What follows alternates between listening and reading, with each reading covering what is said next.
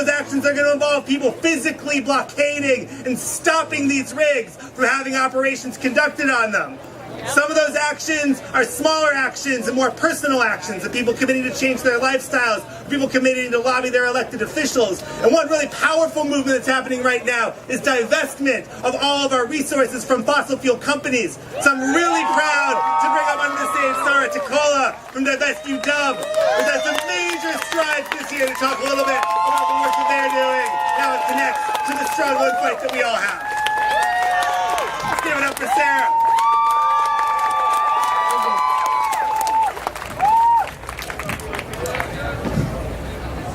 In 5th grade, I was kicked out of my classroom for calling my teacher a liar.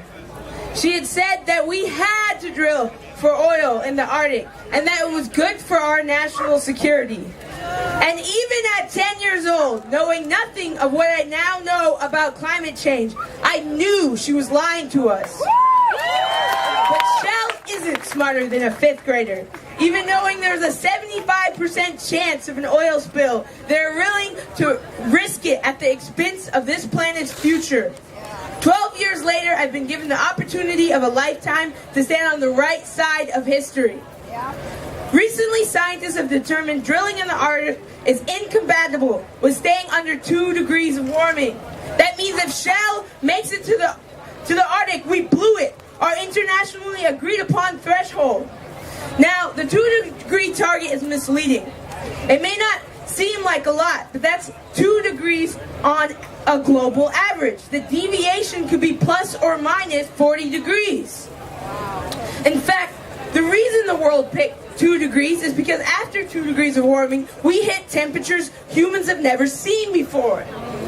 At 2 degrees of warming, we have an ice-free Arctic. We have seas that have risen 32 feet. That puts countries from Bangladesh to Barbados and too many in between underwater. 2 degrees is not a safe target. And at 1 degree of warming, America's bread basket is a dust bowl. 1 degree of warming will reduce the global freshwater by 1/3 of what it is now. 2 degrees of warming is a genocide to the global south, primarily people of color. You're talking about the extension of the Sahara Desert in the East and West Africa through desertification. 40 years ago, desertification inadvertently kicked my father out of his country in Ethiopia, and that was just the beginning of it. Billions of people will be forced out of their country with no place to go. The fossil fuel companies have had us tricked for too long. They've been telling us we need fossil fuels and that our comfortable lives can't go on without them. They have convinced us progress is only made through exploitation of the earth. And now brainwashed civilians recite fossil fuel company talking points telling us that we can't divest from fossil fuels until our lives are divested. But you cannot blame the products of a defected system. Instead, we must take down the defected system. That's right. They want us to blame ourselves, guilt us with the fact that we all use oil, but they are the reason there are not alternatives readily accessible.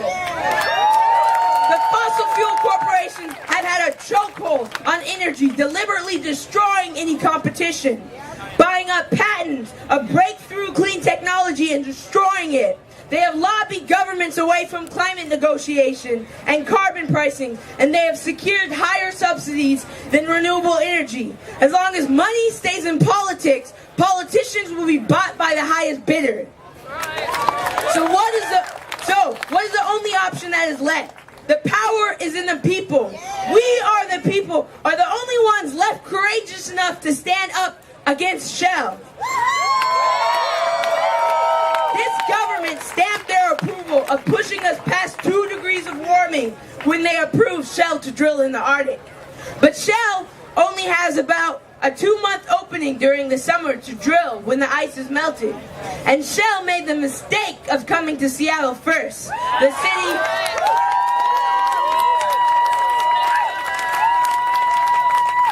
city not only known for its environmentalism, but also its protests. Everyone is coming to protest. This isn't just the radicals. We have scientists, ecologists, and city council members who are willing to get arrested because they understand the severity of this moment. And they're not willing to let Shell destroy our future without a fight. This is a people versus Shell. Complacency equals consent. And if you aren't standing up against Shell, then when they're here in our backyard, then you are also guilty. We need everyone to join us. If we succeed in raising enough hell, we can delay this project to a standstill, as the people have done with Keystone XL. We'll be able to look back at this moment and tell our kids, we saved the Arctic. So tell your friends, boycott Shell, join the Arctivism and resistance, get in a kayak and block the boat. Stand up in whatever manner you can. This is our lunch counter to sit on. This is our history to be made. We hold the world in our hands. Thank you.